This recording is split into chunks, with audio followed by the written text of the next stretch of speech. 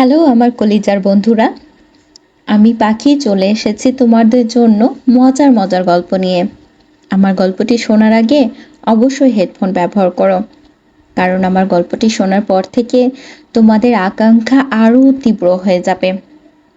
তাহলে দেরি না করে চলো গল্পটি শুরু করা যাক। কেন জানি এক অজানা ভালো লাগা কাজ করছে আমার ভেতরে। আমি অজয়কে আমার ভালোবাসার কথা বলতে চাই, কিন্তু সাহসই পাচ্ছি না। অবশেষে আমি ঠিক করলাম পরীক্ষার শেষ দিনে তাকে আমার মনের সব কথাগুলো বলবো। অজয় নিশ্চয়ই আমাকে প্রত্যাখ্যান করবে না, এতটুকু বিশ্বাস আমার আছে। এক একটি পরীক্ষার দিন পার হয় আর আমার প্রতীক্ষার প্রহর গুনতে থাকি। এক একটি পরীক্ষার দিন পার হয় আর আমি প্রতীক্ষার প্রহর গুনতে থাকি। একদিন আসে সেই মহেন্দ্রক্ষণ। পরীক্ষা শেষ করে অজয়ের জন্য অপেক্ষা করতে থাকি আমি, কিন্তু অজয়ের দেখা পাই না। আমি রাজনকে বললাম, রাজন, অজয় কোথায়? সে আমাকে বলল, আমি জানি না তো, ও তো পরীক্ষা শেষ করার ৮ ঘন্টা আগেই বের হয়ে গেছে। আমি ভাবতেই পারছি না অজয় আমার সাথে দেখা না করে, কথা না বলেই চলে যাবে। নির্জন রাস্তায় আনমনে হাঁটছি আমি, কোথাও কেউ নেই। হঠাৎ আমি খেয়াল করলাম সেই কালো আলখাল্লা পরা লোকগুলো আবারও আমার পিছু নিয়েছে। এবার জোরে দৌড়াতে লাগলাম আমি। এবার সেই লোকগুলো আমাকে চারিদিক থেকে ঘিরে ফেললো। সে সময় হঠাৎ কিভাবে যেন চলে আসলো অজয়। অজয় আর সেই লোকগুলোর মাঝে অনেক কথা কাটাকাটি বাকবিতণ্ডা হয়। তাদের ভাষা বুঝতে পারে না আমি, তাদের ভাষাও বুঝতে পারলাম না আমি। একসময় কথা কাটাকাটি মারামারির পর্যায়ে চলে যায়। সবাইকে ঘায়েল করে ফেললো অজয়। একসময় লোকগুলোও পালিয়ে গেল। অজয় সেখান থেকে চলে যেতে চাইলো, কিন্তু আমি তার হাতটি ধরে ফেললাম। আমি বললাম, কোথায় যাচ্ছ তুমি? আজ আমার প্রশ্নের জবাব না দিয়ে তুমি কোথাও যাবে না। আমি বললাম, কি প্রশ্ন? সে বলল, তুমি ওই লোকগুলোকে আগে থেকে জানো, আর তুমি প্রতিদিন আমার জন্য দাঁড়িয়ে থাকো, তাই না? অজয় মাথা নিচু করে থাকে। আমি বললাম, কি হচ্ছে, উত্তর দিচ্ছ না কেন? অজয় আমাকে বলল, আমি তো তোমার সুরক্ষার জন্য প্রতিদিন তোমার জন্য দাঁড়িয়ে থাকি, যেন ওরা তোমার কাছে ঘেঁষতে না পারে। আমি বললাম, সেটা ঠিক আছে, কিন্তু ওরা কারা? অজয় বলল, ওরা খারাপ। প্রতি ৯০ বছর পর পর পূর্ণিমার রাতে এক নিষ্পাপ মেয়েকে বলি দেয় নিজেদের শক্তি বাড়ানোর জন্য। কিন্তু তুমি চিন্তা করো না, ওরা আর আসবে না। আমি বললাম, আমার কথা যখন এতই ভাবো, তাহলে আসল কথাটা বলো না কেন? তুমি আমায় ভালোবাসো? আমি কিন্তু তোমাকে অনেক অনেক ভালোবাসি, আমার নিজের চাইতেও বেশি। সে বলল, ভালোবাসা? না, তা হয় না। আমি বললাম, আমি অভিমানের সুরে বললাম, কেন হয় না? অন্য কাউকে কি ভালোবাসো? অজয় বলল, আমি কাউকে ভালোবাসতে পারি না। তাকে জিজ্ঞেস করলাম, কেন অজয়? সে আমাকে বলল, কারণ আমি মানুষ না, আমি ভ্যাম্পায়ার, মানে আমি রক্তচোষা প্রাণী। রক্ত প্রাণ আমি রক্তচোষা প্রাণী, রক্ত পান করে বেঁচে থাকি। এই জন্য সেদিন তোমার পায়ে রক্ত দেখে আমি ছটফট করছিলাম। তুমি কি দেখতে চাও আমার ভেতরের আমিটাকে? তো দেখো। হঠাৎ অজয়ের চোখগুলো লাল হয়ে গেল, কান লম্বা হতে থাকলো, আর ঠোঁটের দুপাশ দিয়ে বেরিয়ে আসলো দুটি দাঁত। আমি চিৎকার করে উঠলাম, ইস, এটা আমি কি দেখলাম! মাত্র কয়েক সেকেন্ডেও আমাকে সহ্য করতে পারলো না সে, পারবেও না, কারণ আমি অন্ধকার সম্রাটের, আমি অন্ধকারে বাস করি, এই আধারে রাজত্ব করি। অজয় বলল। আমি কোনো মতে নিজেকে সামনে নিয়ে বললাম, এক মুহূর্তের জন্য আমি ভয় পেয়ে গেছিলাম।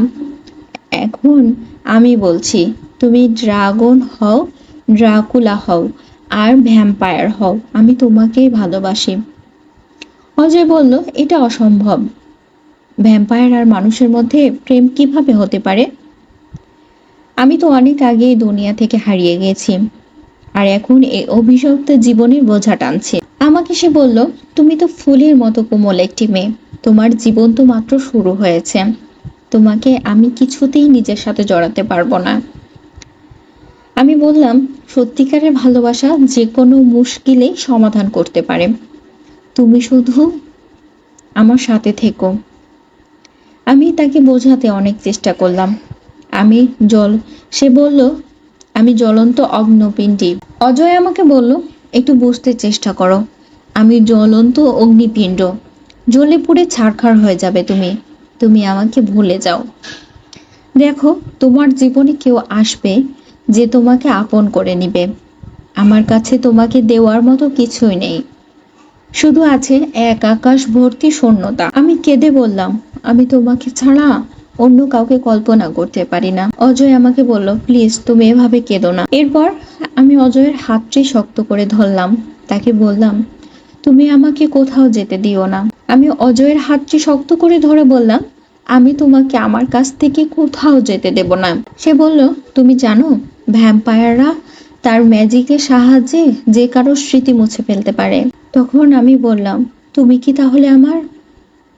কথা শেষ করার আগেই আমার মাথায় হাত রাখলো অজয়। বিড়বিড় করে কিছু একটা বলতে লাগলো, আর আমি পুতুলের মতো দাঁড়িয়ে থাকতে লাগলাম। না কিছু বলতে পারছি, না নড়তে পারছি। শুধু তার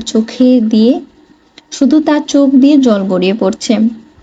আস্তে আস্তে অজয়ের কোলে ঢলে পড়লাম আমি। অজয় বলল, আমায় ক্ষমা করো। এছাড়া আমার কোনো উপায় ছিল না। তোমার ভালোর জন্য নিজের নামটা তোমার স্মৃতির পাতা থেকে মুছে দিলাম। আজ থেকে তুমি অজয় নামের কাউকে চিনবে না। এই সময়ের সাক্ষী শুধু আমরা দুইজনই। এই মুহূর্তটা আমাদের মধ্যে বন্দী থাকবে। না কেউ জানবে, না কেউ বুঝবে আমাদের এই অসমাপ্ত কাহিনী। একটা আংটি পকেট থেকে বের করে নূপুরকে পরিয়ে একটি আংটি সে পকেট থেকে বের করে আমাকে পরিয়ে দিল। এটা সে আমাকে বলল, এটা সব সময় পরে থেকো।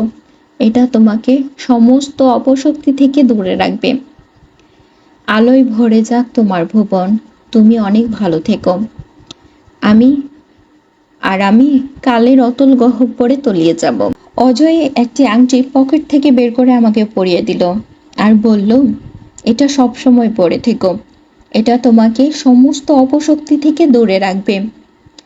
আলোয় ভরে যাক তোমার ভুবন, আর তুমি অনেক ভালো থেকো।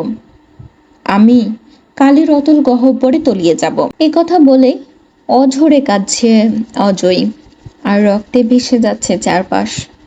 কারণ সে তো ভ্যাম্পায়ার, আর ভ্যাম্পায়ার কাঁদলে অশ্রু না, রক্ত ঝরে। কিন্তু কেন কাঁদছে সে? তার তো হৃদয় নেই। তবে কেন এমন খারাপ লাগছে তার? ভেতরটা এমন একটা ফাঁকা ফাঁকা লাগছে। ভেতরটা কেন এমন ফাঁকা ফাঁকা লাগছে? আমাকে আস্তে করে মাটিতে শুইয়ে দিয়ে অজানা গন্তব্যের দিকে হাঁটতে শুরু করলো সে। আমার যখন জ্ঞান ফিরলো, তখন দেখলাম আমি হাসপাতালে বেডে শুয়ে আছি। মাথাটাও বেশ যন্ত্রণা করছে। আমার মা আর আমার বান্ধবী অলকা আমার পাশে বসে আছে। তারা আমাকে বলছে, তুই ঠিক আছিস তো? 3 দিন পর জ্ঞান ফিরেছে আমার।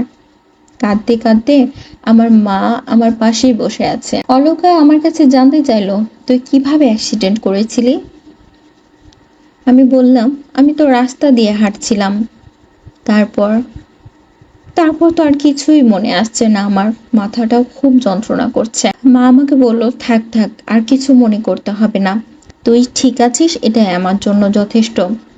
এই বলে চোখটা মুছে নিল। এরপর থেকে যখনই আমি অ্যাক্সিডেন্টের কথা মনে করার চেষ্টা করি, তখনই আমার মাথায় যন্ত্রণা করে। কিছু মনেই করতে পারি না আমি।